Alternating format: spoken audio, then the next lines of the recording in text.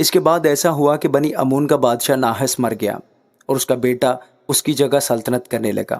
تب داؤد نے کہا کہ میں ناحس کے بیٹے حنون کے ساتھ نیکی کروں گا، کیونکہ اس کے باپ نے میرے ساتھ نیکی کی۔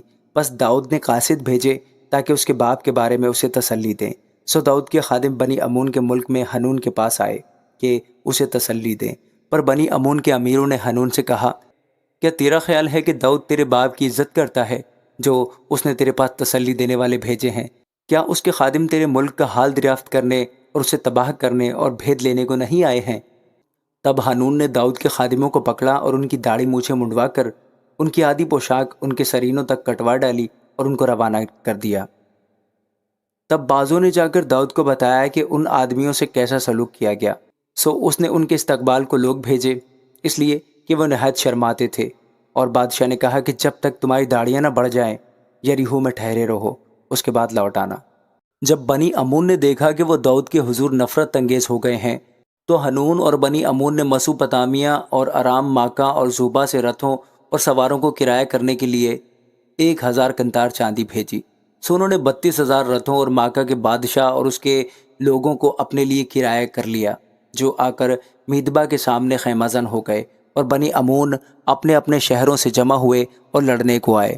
جب داؤد نے یہ سنا تو اس نے یوآب اور سرماؤں کے سارے لشکر کو بھیجا۔ تب بنی امون نے نکل کر شہر کے پھاٹک پر لڑائی کے لیے صف باندھی، اور وہ بادشاہ جو آئے تھے سو ان سے الگ میدان میں تھے۔ جب یوآب نے دیکھا کہ اس کے آگے اور پیچھے لڑائی کے لیے صف بندی ہے، تو اس نے سب اسرائیلیوں کے خاص لوگوں میں سے آدمی چن لیے اور آرامیوں کے مقابل ان کی صف آرائی کی، اور باقی لوگوں کو اپنے بھائی ابیشے کے سپرد کیا۔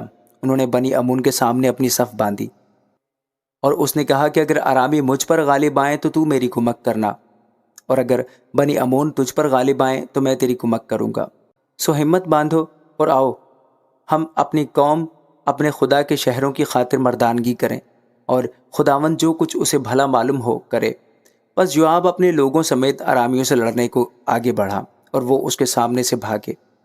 جب بنی امون نے آرامیوں کو بھاگتے دیکھا تو وہ بھی اس کے بھائی ابیشے کے سامنے سے بھاگ کر شہر میں گھس گئے۔ تب یوآب یروشلم کو لوٹ آیا۔ جب آرامیوں نے دیکھا کہ انہوں نے بنی اسرائیل سے شکست کھائی تو انہوں نے قاصد بھیج کر دریائے فرات کے پار کے آرامیوں کو بلوایا، اور ہدد کا سپہ سالار سوفک ان کا سردار تھا، اور اس کی خبر داؤد کو ملی۔ تب وہ سارے اسرائیل کو جمع کر کے یردن کے پار گیا اور ان کے قریب پہنچا اور ان کے مقابل صف باندھی۔ سو جب داؤد نے آرامیوں کے مقابلہ میں جنگ کے لیے صف باندھی تو وہ اس سے لڑے، اور آرامی اسرائیل کے سامنے سے بھاگے، اور داؤد نے آرامیوں کے 7,000 رتھوں کے سواروں اور 40,000 پیادوں کو مارا، اور لشکر کے سردار سوفک کو قتل کیا۔